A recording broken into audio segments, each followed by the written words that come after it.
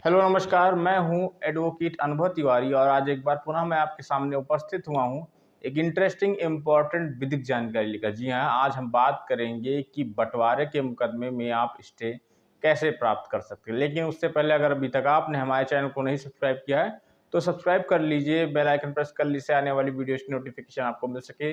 Video पसंद आए like करिए, ना पसंद आए बिल्कुल डिसलाइक करिए। इस वीडियो को ज़्यादा से ज़्यादा अपने मित्रों और रिश्तेदारों में अवश्य शेयर करिएगा। और अगर आपको कोई प्रश्न या सुझाव तो कमेंट बॉक्स में अवश्य बताइए। चलिए बिना किसी देरी के अपने सेशन की शुरुआत करते हैं। तो जैसा आप लोग जानते हैं कि उत्तर प्रदेश राज्य संहिता की धारा 116 में बंटवारा का वाद होता है, यानी आप जो है उप जिलाधिकारी महोदय के यहाँ 116 धारा 116 के अंतर्गत बंटवारा का वाद योजित करते हैं, यानी दाखिल करते हैं। उसमें सर्वप्रथम जब वादी का हिस्सा डिसाइड होता है तो पीडी यानी प्रारंभिक डिग्री की प्रक्रिया जो है उप जिलाधिकारी महोदय करते हैं। लेकिन इसी बीच अगर आपके जो खतौनी में सह खातेदार हैं, अगर वो कुछ नवैयत बदल रहे हैं उस भूमि की, तो किस प्रकार से स्टे हम प्राप्त कर सकते हैं, इसी पे सारा वीडियो है। क्योंकि कभी-कभी क्या मैं अक्सर देखता हूँ कि बहुत सारे बंटवारे के बाद में स्टे लेना कभी-कभी अनिवार्य हो जाता है।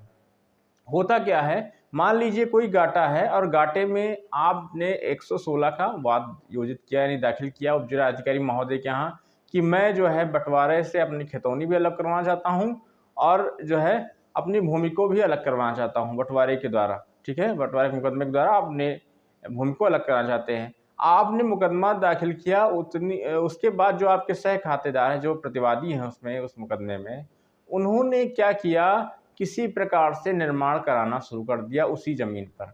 अब ज़ाहिर-सी बात है, अगर निर्माण कराना शुरू कर देंगे तो कहीं न कहीं उस ज़मीन की नवैयत बदल जाएगी, यानी उस ज़मीन का जो या कह सकते हैं कि जो सर्किल रेट के हिसाब से बँटवारा होना था उसकी नवैयत बदल रही है।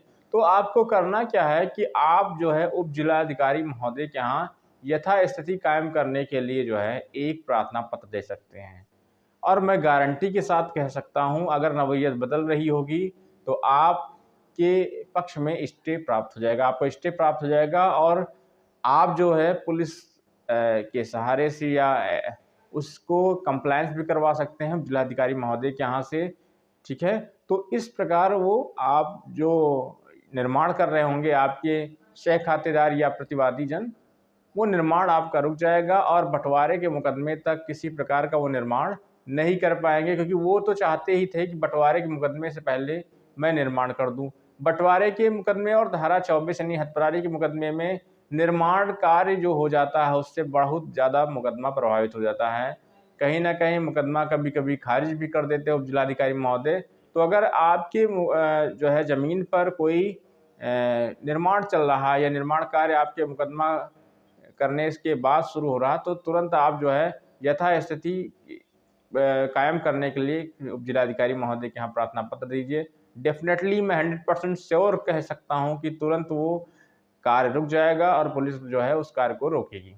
तो आई थिंक ये आपको बात समझ में आई होगी। ज़्यादा से ज़्यादा वीडियो को शेयर करिए। एक नए टॉपिक में हम फिर मिलेंगे, तब तक के लिए नमस्कार।